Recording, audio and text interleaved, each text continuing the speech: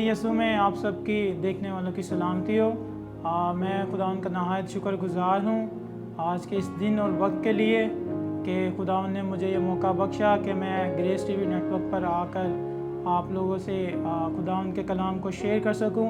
और ख़ास तौर पर मैं शुक्रगुज़ार भी हूँ पास्टर खुदा के ज़बरदस्त खादम पास्टर दानिश पीटर साहब का कि वो इस काम को लेके लीड कर रहे हैं और चल रहे हैं और खुदा के कलाम को है दुनिया और दुनिया की इंतहा तक जो है पहुंचाने का बड़ा ज़बरदस्त काम कर रहे हैं। हम इस बात के लिए भी शुक्रगुजारी करते हैं और इनकी सारी टीम के लिए कि जिन्होंने हमें ये मौका बख्शा कि हम खुदा के कलाम को जो है वो आप तक पहुंचा सकें।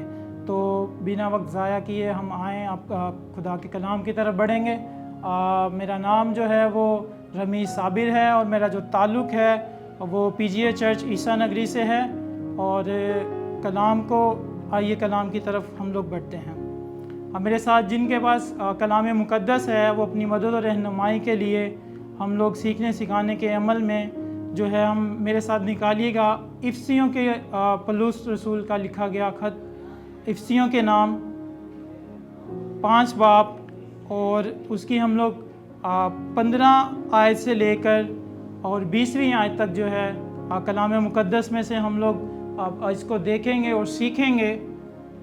खुदा के कलाम में लिखा है, बस गौर से देखो कि किस तरह चलते हो, नादानों की तरह नहीं बल्कि दनाओं की मानित चलो, और वक्त को गनीमत जानो क्योंकि दिन बुरे हैं। इस सबब से नादान ना बनो बल्कि खुदावन की मर्ज़ी को समझो कि क्या है, और शराब में मतवाले ना बनो क्योंकि इससे बदचलनी वाक़या होती है,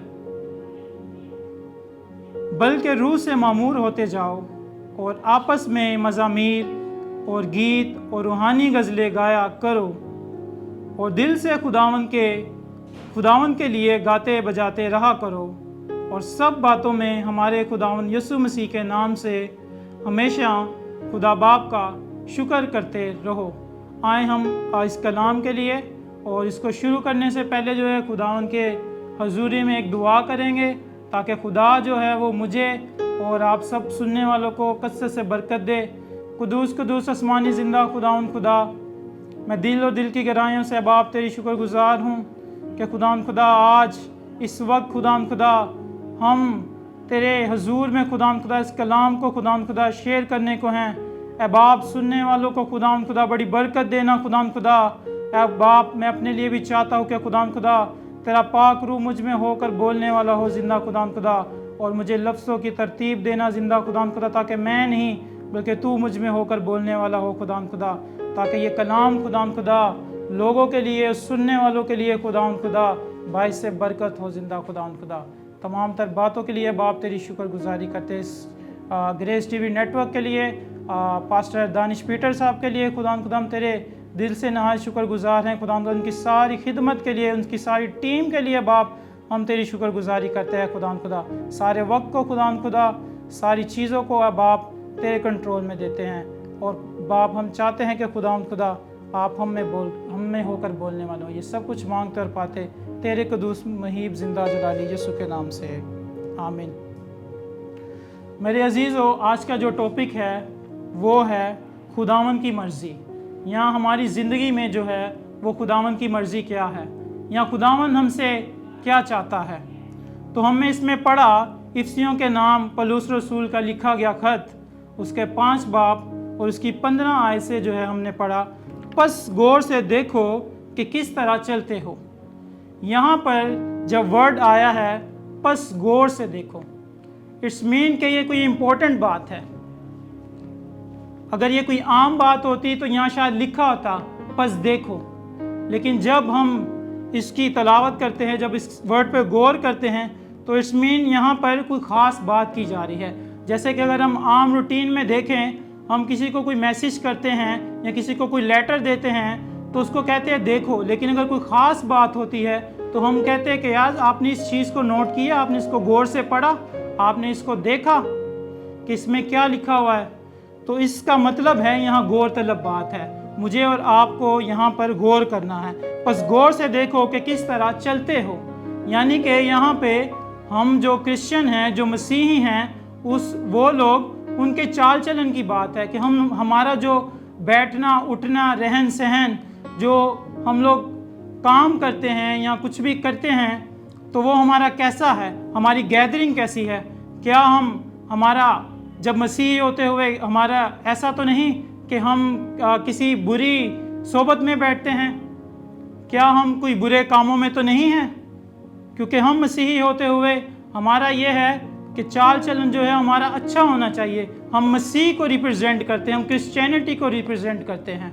तो यहाँ पे लिखा है, गौर से देखो कि किस तरह चलते हो, नादानों की तरह नहीं बल्कि दनाओं की माने चलो।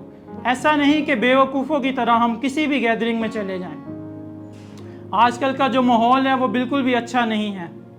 आजकल के माहौल में अगर हम देखें तो बहुत सारी चीज़ें जो है वो बुरी हैं। हमारी जो नौजवान नस्ल है, जो हमारे लोग हैं, और बहुत सारे ऐसे मसीही भी हैं कि जो बुरी रविशों में पड़े हुए हैं, जो नशाबाजी करते हैं और जो गलत हरकत में, गलत कामों में पड़े हुए हैं। तो खुदावंद का कलाम आज हमें बताता है कि खुदावंद की मर्ज़ी क्या है, कि क्या हमने बेवकूफ़ों की तरह चलना है या दनाओं की तरह चलना है। क्या हमने ऐसी गैदरिंग से या ऐसी चीज़ों से इज्तनाब करना है कि नहीं करना है। खुदावंद का कलाम हमें क्या बताता है कि जब हम मसीही होते हुए हम इस कलाम को देखते हैं तो हमें पता चलता है कि हमें बेवकूफ़ नहीं बनना है, हमें नादान नहीं बनना है, बल्कि हमने क्या करना है, दनाओं की तरह चलना है। हम जो है वो क्रिश्चियनिटी को रिप्रेजेंट करते हैं, तो हमें ऐसे काम नहीं करने हैं या ऐसी गैदरिंग में नहीं बैठना है जिससे जो है हमारा मसीही या क्रिश्चियनिटी या हम लोग जो है वो उसको मसीह को बदनाम करने का सबब बने। और आगे लिखा है, वक्त को गनीमत जानो क्योंकि दिन क्या हैं जी, बुरे हैं। ये वक्त जो है वो इम्पोर्टेंट है। अभी हम आखिरी वक्त में चल रहे हैं, मसीह जल्द आने वाला है। तो यहाँ पे जो लिखा है, वक्त को गनीमत जानो, गनीमत का वर्ड जो है वो इसका मतलब है कि इसका मतलब है कि कोई खास वक्त है ये, यानी कि इसकी वैल्यू है, इस काम में जो है ये बहुत इम्पोर्टेंट टाइम चल रहा है। और इसमें हमें जो है वो ज़रा भी किसी भी किस्म की कोताही या ज़रा सी भी जो है वो ऐसी बात या ऐसे काम करने की ज़रूरत नहीं है जिससे जो है वो क्रिश्चियनिटी जो है वो जो मसीहत है वो बदनाम हो। तो लिखा है, दिन बुरे हैं। हालात आपको पता है कि किस तरह के चल रहे हैं। आज कौम पे कौम और सल्तनत पे सल्तनत जो है चढ़ाई कर रही है, और दिन जो हैं वो लास्ट स्टेज पे हैं कि खुदावंद यसु मसीह जो है वो बहुत जल्द जो है वो अपनी जो है वो दुल्हन को लेने आने वाला है, यानी कि कलीसिया को लेने आने वाला है। और हमें इस बात के लिए इस सारे काम को अपनी तैयारी मुकम्मल करनी है कि हम ऐसा ना हो कि हम जो है वो उन 10 कंवारियों की माने जो 5 उधर दुल्हा के साथ चली गई और 5 जो है वो कंवारियाँ पीछे रह गई। ऐसा ना हो कि हम पीछे रह जाएं। और आगे लिखा है, इस सबब से नादान ना बनो बल्कि खुदावंद की मर्ज़ी को समझो कि क्या है। यानी कि यहाँ पे खुदावंद की मर्ज़ी क्या है, खुदावंद हमसे क्या चाहता है कि हम खुदावंद के लिए क्या करें। एक ईमानदार होते हुए हमें क्या करना चाहिए। खुदावंद का पाक कलाम अंदर ही खुदावंद के पाक कलाम के अंदर ही जो है वो खुदावंद की मर्ज़ी मौजूद है। कई ईमानदार ऐसे हैं जो दुआ करते रहते हैं, मगर उनको वो कहते हैं कि दुआ में कि खुदावंद हमें अपनी जो है वो क्या कर, हम पर अपनी मर्ज़ी ज़ाहिर कर, हमें अपनी मर्ज़ी बता कि हम क्या करें। लेकिन खुदावंद का कलाम इसी में खुदावंद की मर्ज़ी जो है वो मर्ज़ी ज़ाहिर की गई है। आज हम कलाम मुक़द्दस में देखेंगे कि खुदावंद की मर्ज़ी क्या है, और कलाम भी हमें क्या कह रहा है कि सबसे ज़रूरी बात ईमानदारों के लिए खुदावंद की मर्ज़ी में रहना और खुदावंद को ओढ़ना और बिछोना है। जब हम खुदावंद के कलाम को, ये खुदावंद का कलाम है जिसमें हर ज़िंदगी के मसाइल के हल मुश्किलात है, और जब हम इसको पढ़ते हैं, जब हम इसको अपने अंदर ले लेते हैं इस कलाम को, तो हमें खुदावंद की मर्ज़ी पता चलती है। जब हम दुआ में वक्त ज़्यादा से ज़्यादा गुजारते हैं तो भी खुदावंद अपने इलाही मर्ज़ी को हम पर ज़ाहिर करता है। लेकिन ऐसा नहीं है कि कोई फ़रिश्ता आएगा या कोई और आके आपको जो है वो खुदावंद की मर्ज़ी के बारे में बताएगा। लेकिन ये आप ही को, जब आप कलाम को पढ़ेंगे, आप खुदा के साथ चलेंगे, आप जब दुआ में ज़्यादा से ज़्यादा वक्त गुजारेंगे, मैक्सिमम टाइम जब आप दुआ में गुजारेंगे, तो खुदावंद जो है वो फिर आप पर अपनी मर्ज़ी को भी ज़ाहिर करता है। खुदावंद की मर्ज़ी क्या है? खुदावंद की मर्ज़ी ये है कि हम निजात के काम को लेके चलें। खुदावंद की मर्ज़ी ये है कि दुनिया जो है वो हलाक ना हो, बल्कि हमेशा की ज़िंदगी को क्या करे? रिसीव करे। खुदावंद की मर्ज़ी ये है कि हम खुदावंद के उस कलाम को, जब खुदावंद आसमान पर जा रहे थे तो उन्होंने कहा कि बस तुम सब कौमों में जाकर अंजील की मनादी करो और उनको बाप और बेटे और कुद्दस के नाम से बपतिस्मा दो, और सारी दुनिया की इंतहा तक जो है वो खुदावंद के कलाम को पहुंचाने वाले हों। ये खुदावंद की मर्ज़ी है हमारी ज़िंदगी में, और खुदावंद हमसे ये चाहता है। और लिखा है कि शराब में मतवाले ना बनो, क्योंकि इससे क्या होती है जी? बदचलनी वाक़या होती है, बल्कि रूह से मामूर होते जाओ। यानी कि अब ये भी एक गलत काम है कि हम लोग शराब नोशी जो है वो बहुत आम है। नौजवान नस्ल जो है वो शराब नोशी में जो है वो बहुत, मैंने देखा कि बहुत हद तक जो है वो शराब नोशी करते हैं, नशाबाजी में जो है वो बहुत आगे हैं। तो हमें आज इनकरेज के मैं आपको करना चाहता हूँ नौजवान नस्ल को कि हमें इन चीज़ों से जो है वो इज्तनाब करना है, हमें इन चीज़ों से जो है वो हटना है, पीछे हटना है, और हमें खुदा के कलाम को और खुदा के काम को जो है वो हमें आगे लेके जाने की ज़रूरत है। खुदा उनकी खिदमत करने की ज़रूरत है, ताकि हम लोग ऐसे ना बने जैसा कि अबलीस चाहता है कि हम खुदा से दूर हो जाएं और जो खुदा का मंसूबा है उसमें जो है वो मुकम्मल तौर पर हम लोग पाया तकमील तक ना पहुँचे। शराब में मतवाले ना बनो, इससे बदचलनी वाक़या होती है, बल्कि रूह से मामूर होते जाएं। जब हम पाक कलाम को पढ़ेंगे, जब हम खुदा के कलाम को सुनेंगे, जब हम खुदा की काम में खिदमत को अपने आप को पेश करेंगे, तो ज़रूर है कि हम रूह से मामूर होके और खुदा के काम में जो है, खुदा की निजात के काम में जो है वो हम अपना हिस्सा डाल सकते हैं। और लिखा है आपस में मज़ामीर और गीत और रूहानी गज़लें गाया करो। यानी कि ये भी खुदावंद की मर्ज़ी है कि हम क्या करें कि आपस में हम लोग बतौर कलीसिया होते हुए, अगर हम चर्च में नहीं कर सकते तो बतौर हम फैमिली जो है वो मीटिंग कर सकते हैं। हम लोग घर में बैठ के जो है खुदावंद की हम्दो सना कर सकते हैं, खुदावंद के मज़ामीर और गीत गा सकते हैं, खुदावंद की हम्दो सना कर सकते हैं और खुदावंद के नाम को इज़्ज़त और जलाल दे सकते हैं। तो यहाँ पे लिखा है आपस में मज़ामीर और गीत और रूहानी गज़लें गाया करो और दिल से खुदावंद के लिए गाते बजाते रहा करो। यानी कि जब हम, अगर मैंने देखा है बहुत सारे ऐसे लोग हैं कि जो सिर्फ साल के साल जो है वो चर्चिज़ में आते हैं, जो खुदावंद से बहुत ही ज़्यादा दूर हैं। तो ये खुदावंद की मर्ज़ी नहीं है कि आप साल में बस जैसे बर्थडे सेलिब्रेट करते हैं, साल में एक बार क्रिसमस पर या ईस्टर पर जो है, हम बहुत सारे ऐसे नौजवान हैं, ऐसे लोग हैं जो अभी तक खुदावंद से दूर हैं और वो चर्च में आते नहीं हैं और साल में सिर्फ एक या दो बार जो है वो क्या करते हैं, चर्च आते हैं। तो खुदावंद के कलाम में लिखा है आपस में मज़ामीर और गीत और रूहानी गज़लें गाया करो और दिल से खुदावंद के लिए गाते बजाते रहा करो।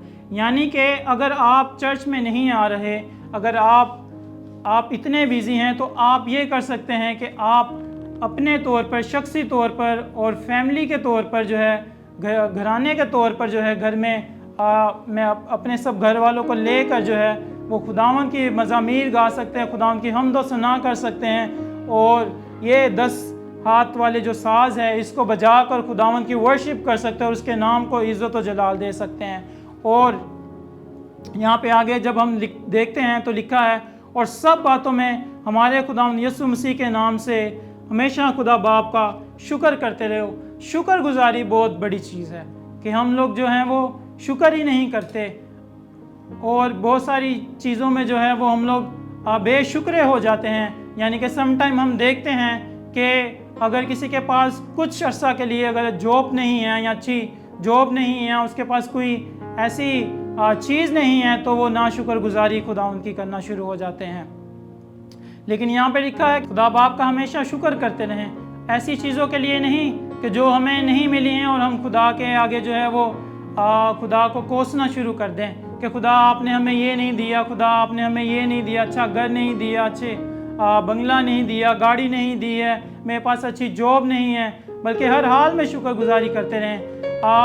किसी बड़े ही अच्छे खादम ने कहा कि जब आप ना शुक्रगुजार होते हैं तो आप उस एक बिना दो टांगों वालों को देखें, अगर आपकी एक टांग है तो आप उसको देखें जिसकी एक भी टांग नहीं है, तो इससे आपके दिल में क्या होगी, शुक्रगुजारी पैदा होगी।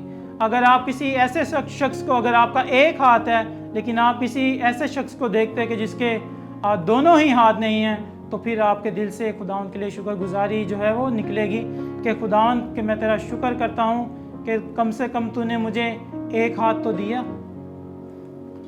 खुदावंद के एक बड़े ज़बरदस्त खादम, जैसा कि सोशल मीडिया का दौर है, आप लोग जानते होंगे, देखा होगा कि वो खुदावंद का खादम है जिसके ना बाजू हैं ना दो टांगे हैं, लेकिन वो खुदावंद का ज़बरदस्त एक खादम है।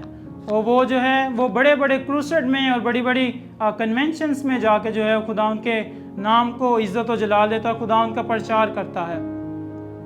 तो हमेशा उसने इस चीज़ को ये नहीं बनाया कि अपनी रुकावट या अपनी उसको उस तौर पे नहीं बनाया कि मेरे हाथ नहीं है, एक बहाना नहीं बनाया कि मेरे हाथ नहीं है या मेरे पाँव नहीं है तो मैं जो है वो कुछ कर नहीं सकता, बल्कि उसने इस चीज़ को जो है वो अपनी स्ट्रेंथ बनाया और उसको लेके चला और खुदावंद की शुक्रगुजारी करता रहा। तो मेरे अजीज़ों, आज हमने पाक कलाम में देखा कि खुदावंद हमसे क्या चाहता है, खुदावंद की मर्ज़ी क्या है।